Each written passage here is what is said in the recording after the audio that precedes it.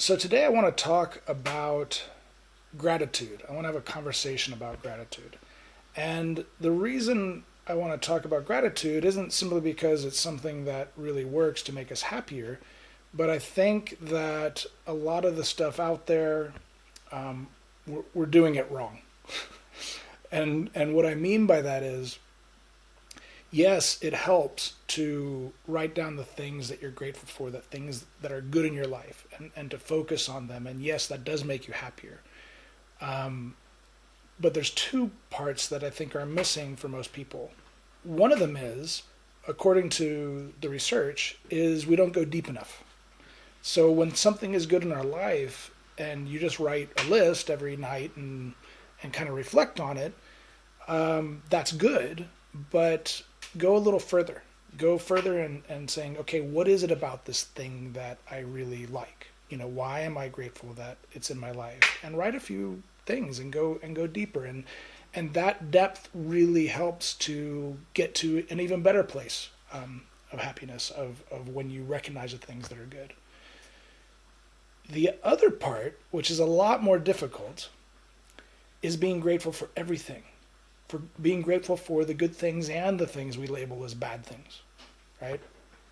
And the reason we miss it is because something unexpected happens and you're not too happy about it.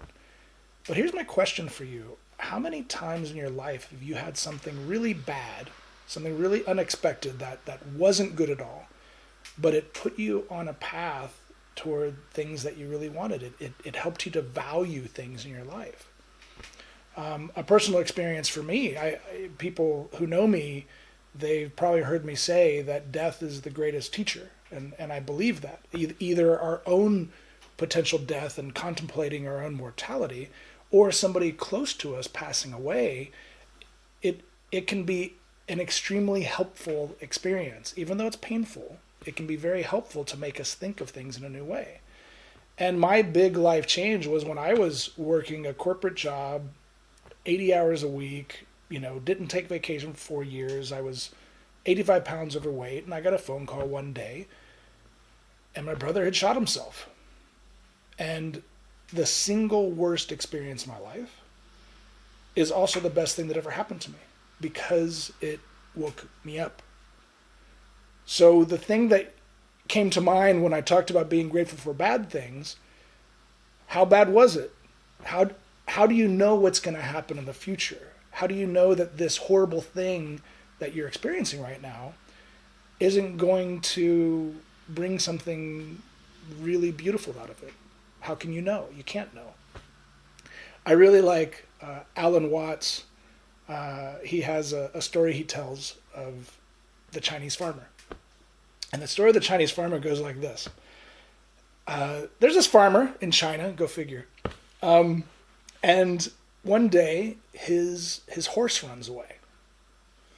And all the townspeople say, oh, that's horrible. That's really bad news. We're really sorry that happened. That's really horrible, isn't it?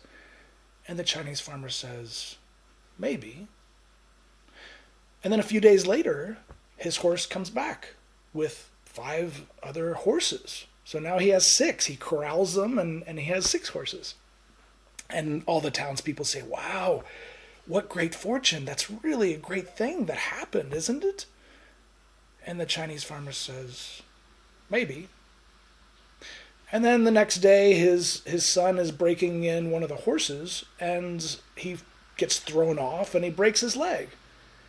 And the neighbors and townspeople say, wow, it's really bad news about your son. We're really sorry it happened. That's a horrible thing, isn't it? He says, maybe. And then the government comes because there's a campaign against another country. There's a big war that they're gathering soldiers, and they don't take his son because he has a broken leg. And then everybody says, wow, what great fortune that even though all these things are happening, your son wasn't taken. That's great news, isn't it? And the Chinese farmer says, maybe. So you get where this is going.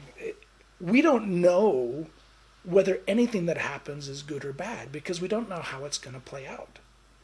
So looking back at this year, looking back at 2020, where there's all the memes on the internet about how horrible the year is and it's a dumpster fire and whatever you want to call it. how do we know that this experience of 2020 isn't going to bring a lot of really good things? When I look at my life personally, I see my son becoming very independent, and he's able to do his classwork with very little intervention. And we're connecting more. We have more time together. We can see how much we value being social and going out and having a drink and just being able to be with people that we care about. I think we value it a lot more when it was taken away from us. So find the negative things in your life, the things you look back and you really think that was such a horrible or hurtful or painful experience, and find what you're grateful for about those things. And if you're able to do that, and you're able to reframe and see that even the bad things in our life bring gifts, then there's nothing to fear about what happens in the future. When you can know that everything's going to work itself out and there is no good or bad because we can't know, it's a lot more peaceful existence. Thank you so much for watching. If you like this video, please give me a subscribe, or you can drop some comments down below.